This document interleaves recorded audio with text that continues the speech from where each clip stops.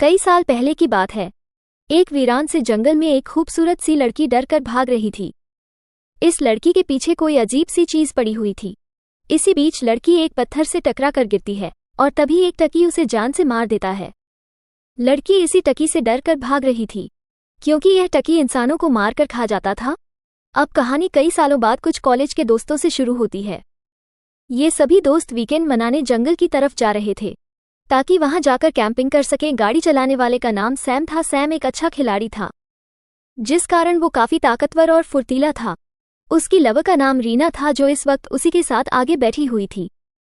टोपी वाले का नाम विलियम था जिसे लोग प्यार से हाथी हाथी भी बुलाते थे। विलियम के साथ ही सोफी बैठी थी जो अपने कपड़े उतारकर समाज सेवा करती थी। विलियम के साथ ही जिम भी बैठा था और उसे किताबें पढ़ने का बहुत शौक था।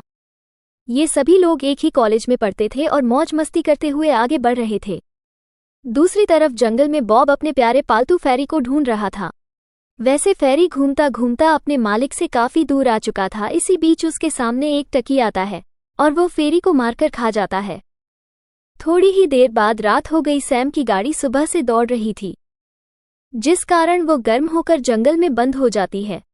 गाड़ी रुकते ही सभी दोस्त बाहर निकल आए। गाड़ी का इंजन काफी गर्म हो चुका था जिस कारण वो आगे नहीं बढ़ सकती थी। सभी दोस्त जंगल की झील के पास कैंपिंग करने जा रहे थे लेकिन अब वह सभी दोस्त गाड़ी के पास ही कैंपिंग करने का फैसला करते हैं।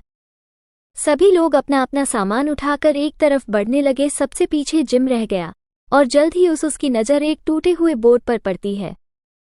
इस बोर्ड को देखकर वो हैरान हो गया क्योंकि उसे पता चल गया था कि वह किस इलाके में है। वह जल्दी जल्दी अपने दोस्तों के पास जाकर कहता है कि हम इस वक्त शैतान के इलाके में हैं। उसके दोस्त उसकी बात सुनकर हैरान हो गए। जिम उन्हें जो आगे बताता है कुछ इस तरह से है। कई साल पहले की बात है। इस जंगली इलाके में एक तांत्रिक रहता था जो शैतान की पूजा करता था। वो शैतान को खुश करने के लिए छोटे छोटे जानवरों की बलि देता था।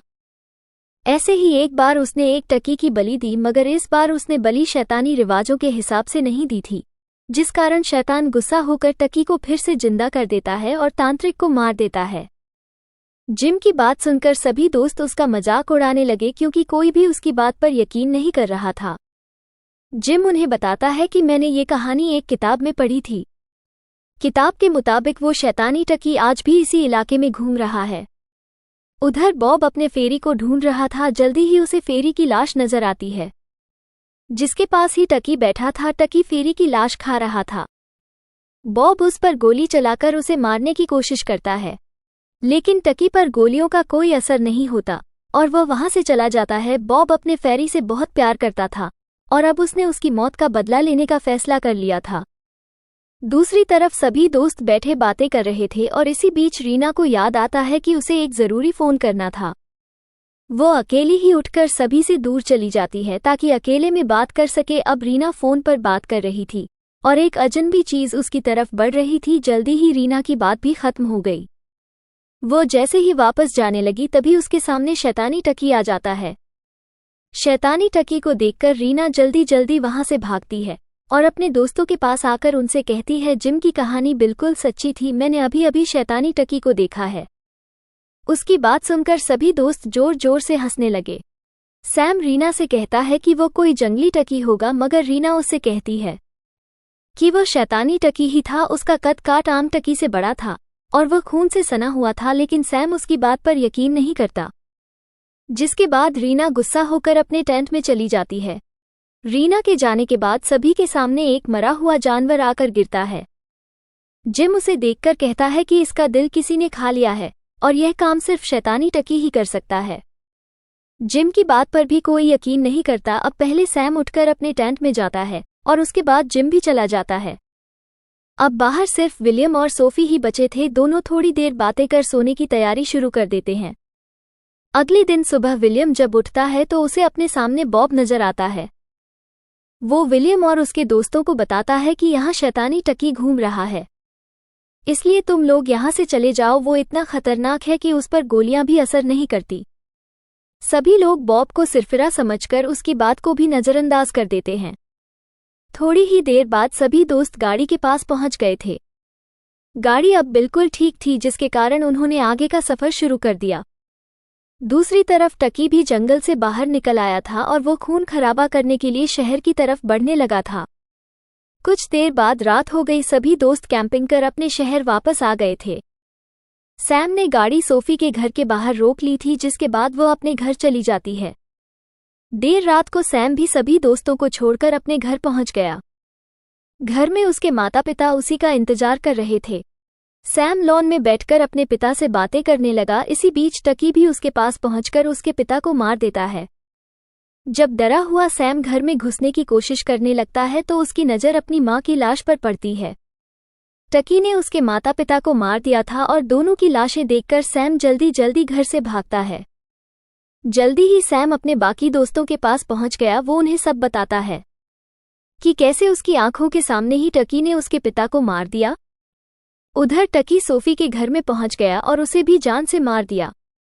दूसरी तरफ सैम फैसला करता है कि इससे पहले टकी हमें मारे, उससे पहले हम ही टकी को मार देते हैं।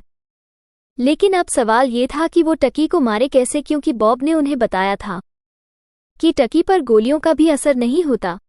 इसी बीच जिम सभी को बताता है कि मैंने एक किताब में पढ़ा था कि टकी को कैसे मारा जा सकता है, जिसके बाद सभी उससे टकी को मारने का तरीका पूछते हैं।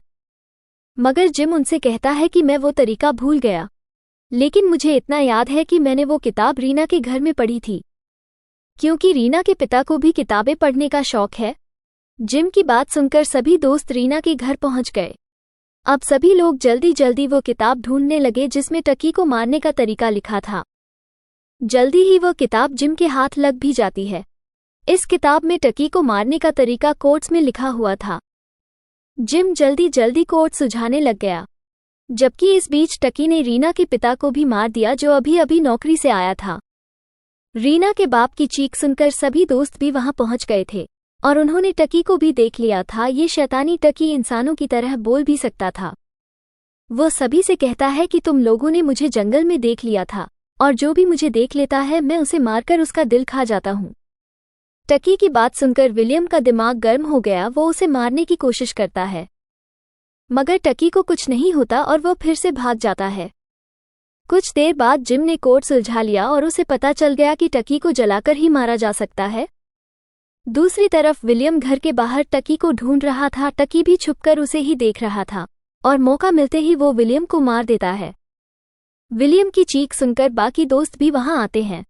विलियम की लाश देखकर वो समझ गए थे कि यह सारा काम टकी का है।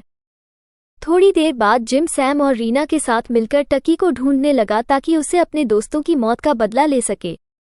टकी इस समय एक टेंट में था और उसके पास ही एक लैंप जल रहा था। लैंप के कारण ही टकी की परछाई टेंट पर पड़ रही थी। पास से गुजर रहा जिम टकी की परछाई देख लेता है, जिसके बाद तीनों दोस्त टेंट की तरफ बढ़ने लगे। तीनों ने टकी को बांधकर उसे जलाने का फैसला कर लिया था। वो जल्दी जल्दी टेंट में घुसकर टकी को बांध लेते हैं। अब वो जैसे ही उसे जलाने वाले थे, तभी बॉब वहां आकर गोली चलाता है और टकी दूर जाकर एक केमिकल के डिब्बे में गिर जाता है।